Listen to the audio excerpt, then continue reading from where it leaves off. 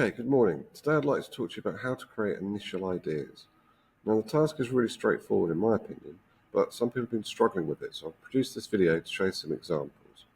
We need to create 3 ideas for a final piece based on the theme. The theme we're looking at depends on whichever project you're doing. In this case we're looking at past, present and future, but it might equally be fragments or elements.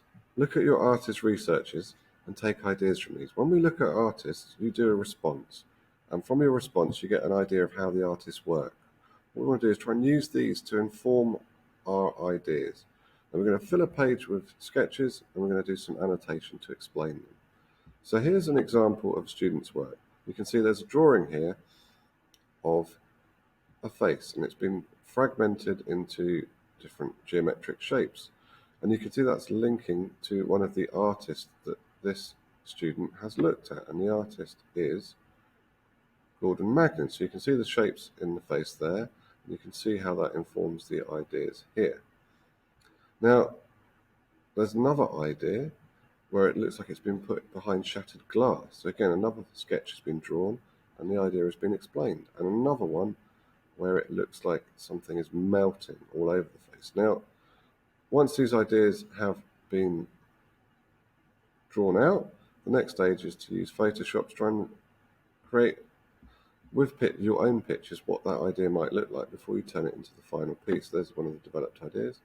There's another one of the developed ideas, and there is an example of the final piece which was presented in these different frames. Now, I'll show you a few other examples. If we look at this example as well, we will come back to this in a moment as it's not loading. And we'll look at this example.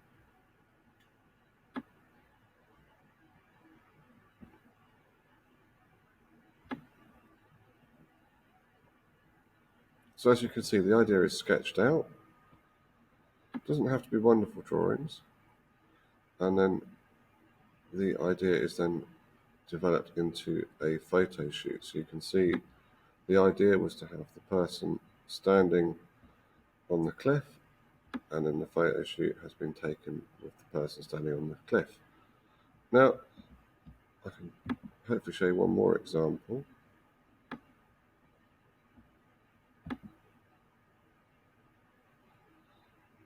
Now, all these examples are in Google Classroom for you to look at in more detail and understand what it is that you need to do in order to hopefully reach those level 9s.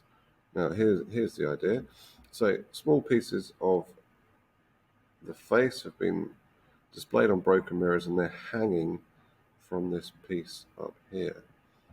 The next idea is to have a cube, and in the cube there's going to be different pictures on different sides, going to create like a mirrored effect. You'll see quite a few of these cubes around in the classroom if you have a look. And the third idea is to use a light reflection. So once you've got the idea, you experiment with different ways of printing out work, etc. And you annotate what it is that you're doing for your idea, which you will then create contact sheets, create, in this case, a box, and from that you then present your work as a final piece. Okay, we are studying